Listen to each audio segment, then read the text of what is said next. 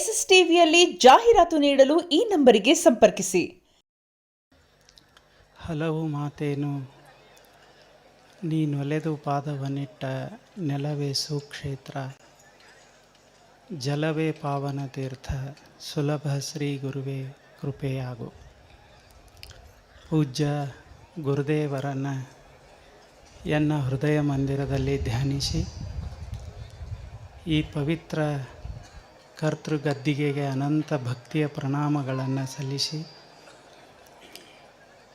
ಪೂಜ್ಯರ ದಿವ್ಯ ಪಾದಗಳಲ್ಲಿಯೂ ಅನಂತ ಪ್ರಣಾಮಗಳನ್ನು ಸಲ್ಲಿಸಿ, ಈ ಕಾರ್ಯಕ್ರಮದ ದಿವ್ಯ ಸಾನ್ನಿಧ್ಯ ವಹಿಸಿದ್ರಂಥ ಪೂಜ್ಯದ್ವಯರ ದಿವ್ಯ ಪಾದಗಳಲ್ಲಿ ಹಾಗೂ ಎಲ್ಲ ಪೂಜ್ಯರ ದಿವ್ಯ ಪಾದಗಳಲ್ಲಿ ಅನಂತ ಭಕ್ತಿಯ ಪ್ರಣಾಮಗಳನ್ನು ಸಲ್ಲಿಸಿ, ಹಾಗೂ ತಮ್ಮೆಲ್ಲರಲ್ಲಿ ಶರಣಾರ್ಥಿಗಳು. ಇದು ಒಂದು ಅಪರೂಪದ ಕಾರ್ಯಕ್ರಮ. ಇದನ್ನೆಲ್ಲ ನೋಡಿದ್ರೆ ಒಂದು ವಿಶೇಷವಾದ ಜಗತ್ತಿನಾಗ ನಾವು ಅದೇವೇನೋ ಅಂತ ಅನ್ನಿಸ್ತದೆ. ಬಹಳ ವಿಶೇಷವಾದಂತಹ ಪೂಜ್ಯರ ಪ್ರೇಮ, ಅವರ ಕಾರ್ಯವೈಖರಿ ಇವೆಲ್ಲ ನೋಡಿದರೆ ಬಹಳ ಸಂತೋಷ ಆಗ್ತದೆ. ಎಷ್ಟೋ ಸಲ ಸಮಾಧಾನ ಶಾಂತಿಯನ್ನು ಪಡಿಬೇಕಂದ್ರೆ ಎಲ್ಲಿ ಹೋಗಬೇಕು ಅಂತ ಒಮ್ಮೊಮ್ಮೆ ಗೊತ್ತಾಗೋದಿಲ್ಲ. ಆದರೆ ಇಲ್ಲಿ ಬಂದು ಕೂತ್ರೆ ಸಾಕು, ತಲೆಯಿಂದೆಲ್ಲ ಖಾಲಿಯಾಗಿ ಆರಾಮ್ ಶಾಂತ ಅನ್ನಿಸ್ತದಲ್ಲ. ಇಂಥ ದಿವ್ಯ ಸ್ಥಳ ಇರೋದೇ ಒಂದು ಅಪರೂಪ. ಸುಮ್ಮನೆ ಇವತ್ತು ಅಪ್ಪಗಳು ಹೇಳಿದರು, ನೀವು ಇವರಿಗೆ 1-2 ತಾಸು ಬಿಡಬೇಡ್ರಿ ಅಂತ ಹೇಳ್ಯಾರ. ಬಹಳ ವಿಶೇಷವಾದಂಥದ್ದು. ಬದುಕು ನಿಸರ್ಗ ಕೊಟ್ಟಂತಹ ಅಮೂಲ್ಯವಾದಂಥ ಕೊಡುಗೆ. ಇದನ್ನು ಪಡಿಬೇಕಾದ್ರೆ ನಾವೇನು ಭಾಳ ತಪಸ್ಸು ಮಾಡೇವಂತೇನಿಲ್ಲ. ಏನೆಲ್ಲ ಒಂದು ತಕ್ಕಡಿ ಒಳಗೆ ಇಟ್ಟು ಬದುಕನ್ನು ಇನ್ನೊಂದು ತಕ್ಕಡಿ ಒಳಗೆ ನಾವು ಇಟ್ಟೇವಿ ಅಂದ್ರೆ ಬದುಕಿನ ತಕ್ಕಡಿನ ಕೆಳಗಿಳಿತದೆ. ಅಷ್ಟು ಅಮೂಲ್ಯ ಇಲ್ಲ. ಈಗ ನಿಮ್ಮ ಕಡೆ 1000 ಕೋಟಿ ರೂಪಾಯಿ ಅದಾವ, ಆದರೆ ICUನೊಳಗೆ ಮಲ್ಕೊಂಡೇವಿ ಅಂದ್ರೆ ಇದಕ್ಕೇನು ಅರ್ಥದ? ಬದುಕಿದ್ರನ ಎಲ್ಲ. ಅದಕ್ಕೆ ಬಲ್ಲವರು ಜ್ಞಾನಿಗಳು ಹೇಳೋದೇನಂತಂದ್ರೆ, ಇವೆಲ್ಲ ಯಾಕೆ ಮಾಡೋದಂದ್ರೆ ಒಂದಿಷ್ಟು ಜಗತ್ತಿನ ತಾಪ ಮರೆತು ಬದುಕಿನ ಬಗ್ಗೆ ಕುರಿತು ಚಿಂತಿಸೋದು. ಏನಿದು ಬದುಕ? ನಮ್ಮ ಬದುಕು ನಮಗೆ ಸಂತೋಷವನ್ನು ಶಾಂತಿಯನ್ನು ಕೊಡಬೇಕಾಗಿತ್ತಂದ್ರೆ ಏನು ಮಾಡಬೇಕು? ಅದಕ್ಕೆ ಜ್ಞಾನಿಗಳ ಮಾತುಗಳನ್ನು ನಾವು ಕೇಳೋದು. ಬಹಳಷ್ಟು ಜ್ಞಾನಿಗಳಾಗಿ ಹೋಗ್ಯಾರ. ಬೇರೆ ಬೇರೆ ದೇಶನಾಗ ಆಗ್ಯಾರ, ಈ ದೇಶನಾಗ ಆಗ್ಯಾರ, ಬೇರೆ ಬೇರೆ ಕಾಲಖಂಡದೊಳಗಾಗ್ಯಾರ. ಅಲ್ಲಮ ಪ್ರಭುಗಳು ಒಂದು ವಿಶೇಷವಾದಂಥ ಮಾತು ಹೇಳ್ತಾರೆ. ಸುಮ್ಮನೆ ನಿಮ್ಮ ಜೊತೆಗೆ ಆ ವಚನವನ್ನು ಚಿಂತನೆ ಮಾಡೋದು.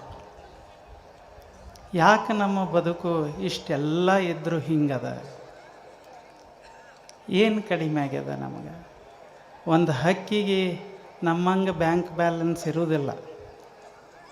ಅದಕ್ಕೇನು ಗೋಡಾವನದೊಳಗೆ ಅದು ಯಾವುದೂ ಕಾಳ ಕಡಿ ಇಡುವುದಿಲ್ಲ. ಆದರೆ ಇಷ್ಟ ಇರ್ತದೆ, ಎಷ್ಟು ಸಂತೋಷವಾಗಿ ಅದು ಹಾರಾಡ್ಕೋತ ಮಸ್ತಾಗಿರ್ತದೆ. ನಮ್ಮ ಕಡೆ ಎಲ್ಲ ಅದ ಇದ್ರೂ ಸಹಿತಿಗೆ ಹಿಂಗ್ಯಾಕೆ ನಾವು ಬದುಕ್ತೇವೆ? ಕಿದ್ರು ಅಂತ ಹೇಳ್ತಾರೆ ಅಂಥವ್ರು. ಅವ್ರು ಹೇಳ್ತಾರೆ, ಯಾಕೆ ನಮ್ಮ ಬದುಕು ಹಿಂಗಾಗ್ಯದ? ಅವರು ವಿಶೇಷವಾದ ಮಾತದು. ಮಾನದ ತೋರಿದ ಆವಿಂಗೆ ಕೊಳಗದ ತೋರಿಹ ಕೆಚ್ಚಲು ನೋಡ, ತಾಳ ಮರದುದ್ದೆರಡು ಕೊಂಬ ನೋಡ,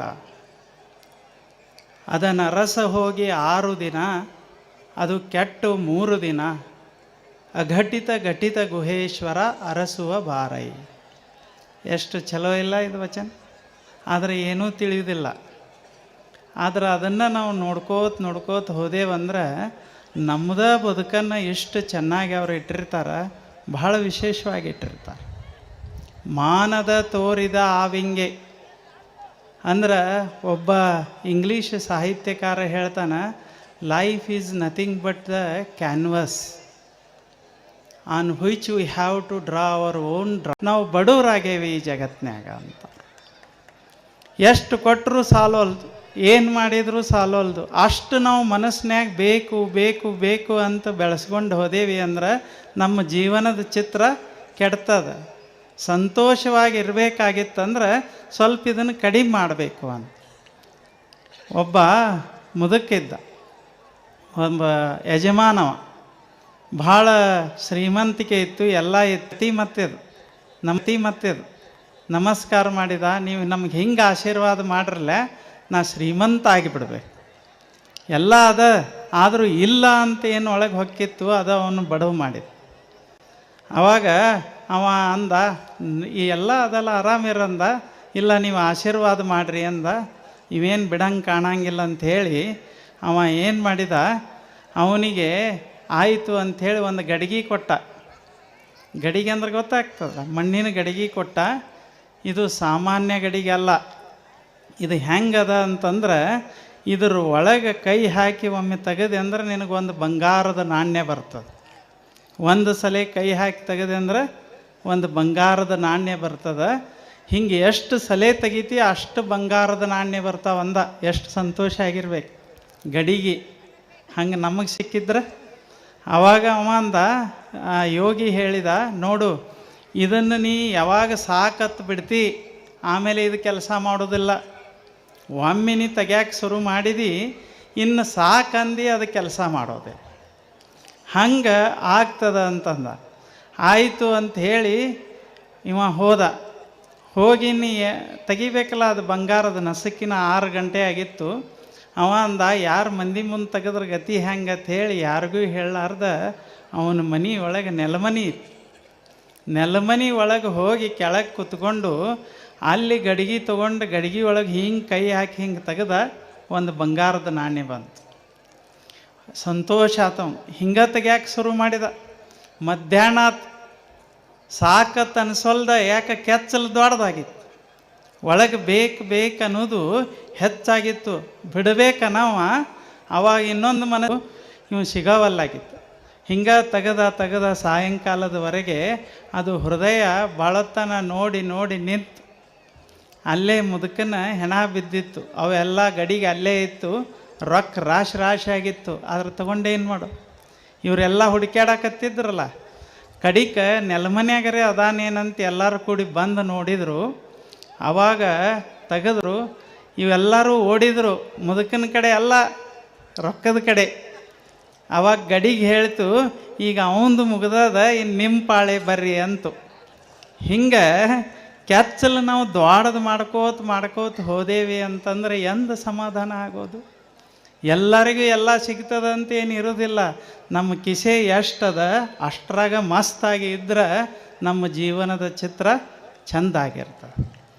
ಸಾಕಂದವ ಸೌಕಾರ, ಬೇಕಂದವ ಬಡವ. ಒಂದು ಸುಮ್ಮನೆ ಗುಡಿಸಲ್ನ್ಯಾಗ ಅದೇವಿ ಅಂತ ಇಟ್ಕೋರಿ, ನಮಗೇನು ಕಡಿಮೆ ಅದ ಅಂತ ಅಂದೇವಿ, ಅದ ಕ್ಷಣ ನಾವು ಸೌಕಾರ. ಒಂದು ದೊಡ್ಡ ಅರಮನೆ ಒಳಗಿದ್ದು ಏನಿಲ್ಲ ನಮ್ಮ ಕಡೆ ಇನ್ನಷ್ಟು ಬೇಕಂದೇವಿ, ನಾವು ಬಡವರು. ಮಾನದ ತೋರಿದ ಆವಿಂಗೆ ಕೊಳಗದ ತೋರಿದ ಕೆಚ್ಚಲು. ಅಂದ್ರೆ ಮನಸ್ಸಿನ್ಯಾಗ ಬೇಕತ್ತ ಭಾಳ ಹೆಚ್ಚಾಗಿದ್ದಕ್ಕೆ ಸಮಾಧಾನ ಅಂತ ಉಳಿದಿಲ್ಲ. ನೀರು ಕೆಡಿಸಿದ್ದೀವಿ, ಭೂಮಿ ಕೆಡಿಸಿದ್ದೀವಿ, ಗಾಳಿ ಕೆಡಿಸಿದ್ದೀವಿ.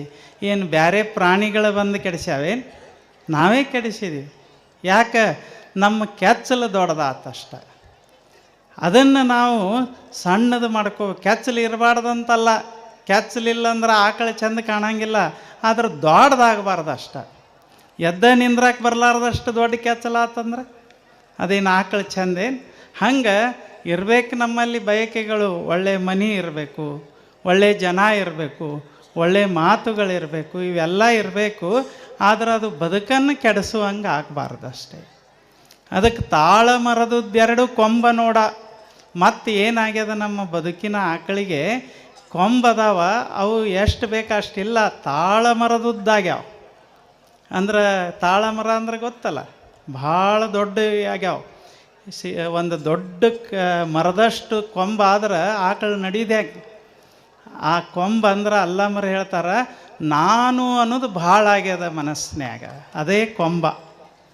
ಯಾಕೆ ನಮ್ಮ ಜೀವನ ಕೆಡ್ತದಂದ್ರೆ ಎಲ್ಲ ನಾನು ನಾನು ನಾನು ಅಂತ ಭಾಳ ತಲೆಯಾಗ ಹಾಕ್ಕೊಂಡು ನಮ್ಮ ಕೊಂಬ ದೊಡ್ಡ ಆಗ್ಯಾವ, ಅದಕ್ಕೆ ದುಃಖ ಆಗ್ಯದ.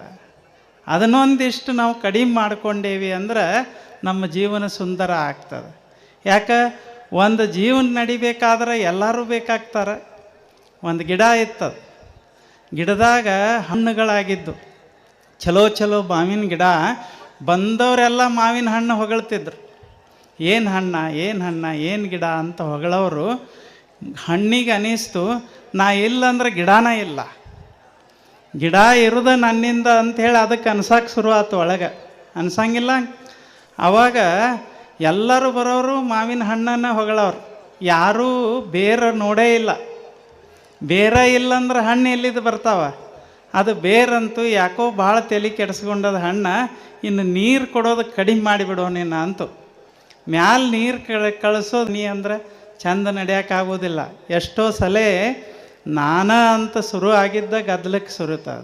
ಈಗಿಷ್ಟು ವಿಶಾಲವಾಗಿ ಇದು ಜಾತ್ರೆ ಬೆಳೆದದ, ಏನು ನೋಡ್ಬೇಕು. ಅಪ್ಪಗಳಿಗೆ ಎಲ್ಲಿ ಹೆಂಗೆ ಅವ್ರು ಹೆಂಗೆ ಅಂತಾರೆ, ಏನಾರ ಹೇಳಕ್ಕೆ ಹೋದ್ರೆ ನಂದೇನಿಲ್ಲ ಎಲ್ಲ ಜನರ ಮಾಡ್ಯಾರ ಅಂತಿರ್ತಾರೆ. ಎಷ್ಟು ಸರಳ ಅವ್ರದ್ದು. ಇದು ಅದ ಅಂದಿದ್ರಂದ್ರೆ ನಾ ಮಾಡೀನಿ ಇದನ್ನ ಎಲ್ಲ ಅಂದಿದ್ರೆ ನೀವ್ಯಾಕೆ ಇಲ್ಲಿ ಬಂದ್ಕೊಂಡಿರ್ತಿತ್ತು. ಒಂದು ಮನೆ ಇತ್ತತ್ತು, ಇನ್ನೊಂದು ಕತೆ ಸುಮ್ಮನೆ ಅದನ್ನು ಹೇಳಿ ಮುಗಿಸೋದು ಅಂತ. ಅದರಾಗ ಒಬ್ಬ ಹುಡುಗಿದ್ದ. ಅವ ಅಪ್ಪುಗಳ ಬಲ್ಲೇಕ ಇಂಥ ಅಪ್ಪುಗಳ ಬಲ್ಲೇಕ ಬಂದ ಸೇವಾ ಮಾಡ್ತಿದ್ದ. 18-19 ವರ್ಷ ವಯಸ್ಸಾಗಿತ್ತು ಅವಂಗೆ. ಒಂದು 20-25 ವಯಸ್ಸಾಗಿತ್ತು. ಆವಾಗ ಅಪ್ಪುಗಳು ಕೇಳಿದರು, ಅಲ್ಲೋ ಸನ್ಯಾಸಿ ಆಗಿಬಿಡು, ಮದುವೆ ಯಾಕೆ ಆಗ್ತಿ ಅಂದರು. ಇಲ್ರಿ ನಾ ಮದುವೆ ಆಗ್ತೀನಿ ಅಂದವ. ಅವಾಗ ಆಯಿತು ಅಂತ ಅವಂಗೆ ಮದುವೆ ಮಾಡಿ ಆ ಗುರುಗಳು ಅವ್ರು ಅಂದರು, ನಾ ಇನ್ನೊಂದು 4-5 ವರ್ಷ ತೀರ್ಥಯಾತ್ರೆಗೆ ಹೋಗ್ತೀನಿ, ಚೆನ್ನಾಗಿ ಬದುಕಂತ ಹೇಳಿ ಹೋದರು. ಒಂದು 4-5 ವರ್ಷ ಬಿಟ್ಟು ಬಂದರು.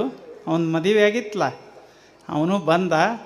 ಮುಖದ ಮ್ಯಾಲೆ 4 ಗಂಟು ಹಾಕ್ಕೊಂಡು ಎಕಾಡ್ರೆ ಮುಖ ಮಾಡ್ಕೊಂಡು ಬಂದಿದ್ದ. ಹಿಂಗೆ ಬಾಗಿಲು ಈ ಕಾಡಿದಿಂದ ತೆಗೆದು ಈ ಕಾಡಿ ಹಚ್ಚಿದೆ. ಇಲ್ಲ ಎಷ್ಟೋ ಸಲ ಮಾಡ್ತಿರ್ತೀವಿ ನಾವು. ಅದು ಮನೆ ಅಂತದ, ನನ್ನ ಬಾಗಿಲ ತೆಗೆದು ಏನು ಮಾಡ್ತೀನಿ, ನಿನ್ನ ಮನಸ್ಸು ಚಂದ ಮಾಡ್ಕೋ ಅಂತ ಅದಂತಿರ್ತದೆ. ಇಲ್ಲ ಆವಾಗ SS TV ಸಿನಿಮಾ ಜಗತ್ತಿನ ಕ್ಷಣ ಕ್ಷಣದ ಸುದ್ದಿಯೊಂದಿಗೆ